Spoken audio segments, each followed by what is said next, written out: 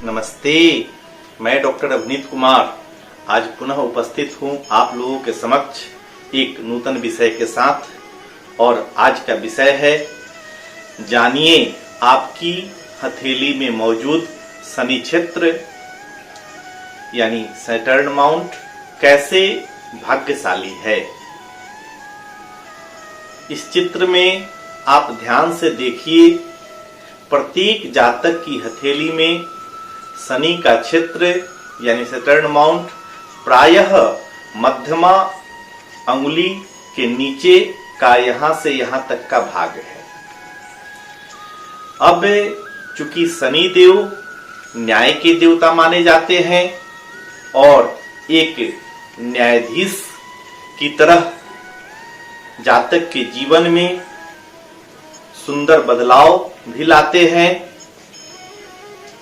अतः आज हम लोग इस बदलाव के संदर्भ में जानेंगे कि कैसे कौन सा चिन्ह शनि के क्षेत्र में बनने से जीवन में महत्वपूर्ण बदलाव होते हैं।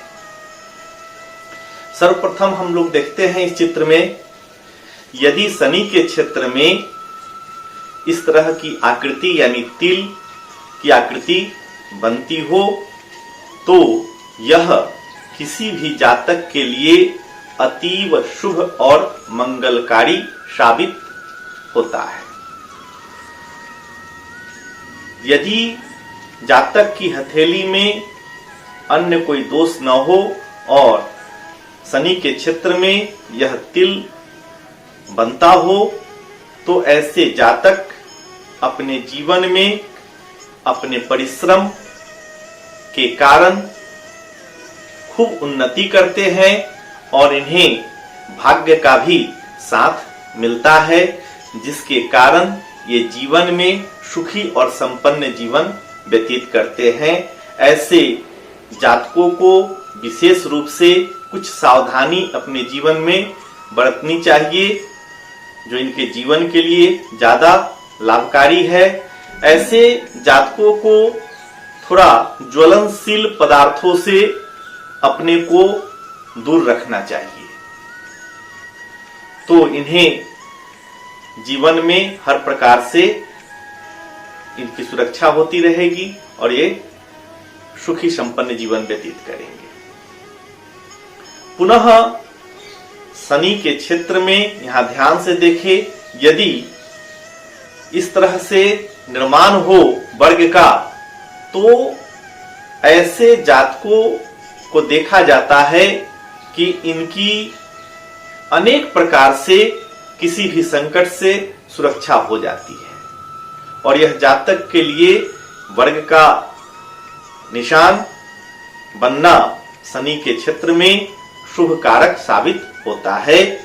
और ऐसे जातक अपने जीवन में सदैव उन्नति की दिशा में अग्रसर रहकर आगे उन्नति करते रहते हैं और सबसे बड़ी बात होती है, इनकी सोच सकारात्मक होती है और इनकी सकारात्मक सोच के कारण जीवन में अंततः हर प्रकार से ये सफलता की ओर बढ़ते ही जाते हैं और अपने लक्ष्य को हासिल करते हैं। पुनः आप इस चित्र में ध्यान से देखें, यदि किसी जातक की हथेली में शनि के क्षेत्र में इस तरह से सीढ़ी नुमा आकृति यदि बनती हो तो यह जातक के लिए अतीव शुभ और मंगलकारी साबित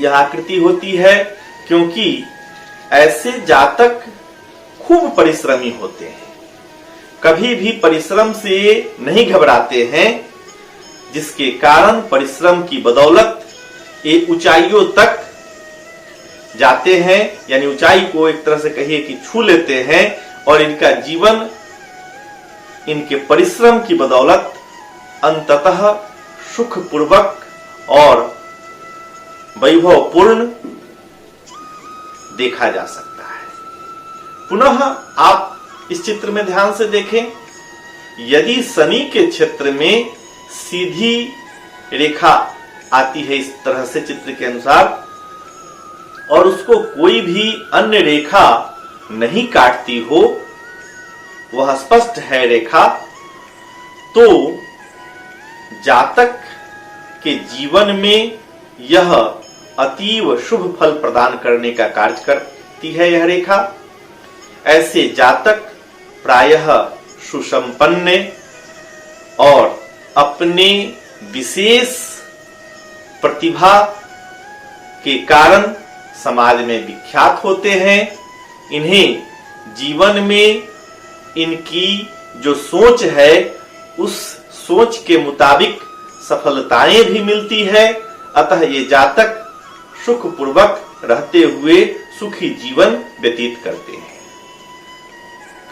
पुनः आप इस चित्र में ध्यान से देखिए, यदि शनि के क्षेत्र में इस तरह से क्रॉस की आकृति बन जाती हो तो यह किसी भी तरह से जातक के लिए शुभ और मंगलकारक साबित नहीं होती है। यह जातक को अपने जीवन में खूब संघर्ष करवाने का कार्य करती है। अतः ऐसे जातकों को चाहिए कि अपने अंदर नकारात्मक विचारों को न आने दे और संघर्ष से कभी भी न घबराए, क्योंकि इनके जीवन में जो कुछ हासिल होता है काफी संघर्ष के बाद हासिल होता है, क्योंकि भाग्य का साथ इन्हें थोड़ा कम ही मिलता है।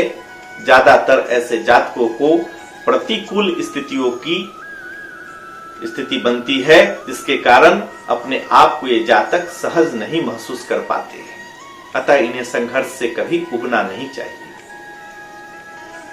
पुनः शनि के क्षेत्र में, इस चित्र में ध्यान से देखिए, यदि त्रिकोण का निर्माण हो जाता हो तो शनि के क्षेत्र में त्रिकोण का बनना यह जातक के लिए खुद शुभकारक और मंगलकारी साबित होता है, क्योंकि ऐसे जातक अपने जीवन में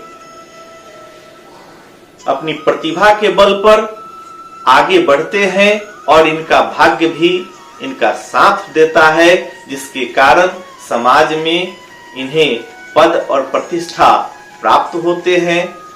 और ऐसे जातक अपने जीवन में सुखी जीवन व्यतीत करते हैं और सदैव प्रसन्न रहना ऐसे जातकों का लक्षण होता है। पुनः आप इस चित्र में ध्यान से देखिए, यदि शनि के क्षेत्र में त्रिशूल का निर्माण होता हो तो यह जातक के लिए भी अतीव शुभ कारक साबित होता है, क्योंकि जिन जातकों की हथेली में स्पष्ट त्रिशूल का निर्माण होता है वे जातक भगवान शिव की कृपा के भागी बनते हैं और जिसके कारण इनकी प्रवृत्ति धार्मिक होती है और जातक धीरे धीरे ही सही लेकिन अपने जीवन में हर प्रकार से सुखी जीवन व्यतीत करने की ओर आगे बढ़ता है और सफल जीवन व्यतीत करता है। आज मैं आप लोगों के समक्ष इस विषय को लेकर आया था। पुनः नए विषय के साथ शीघ्र ही उपस्थित रहूंगा। तब तक के लिए इजाजत चाहता हूं। नमस्कार।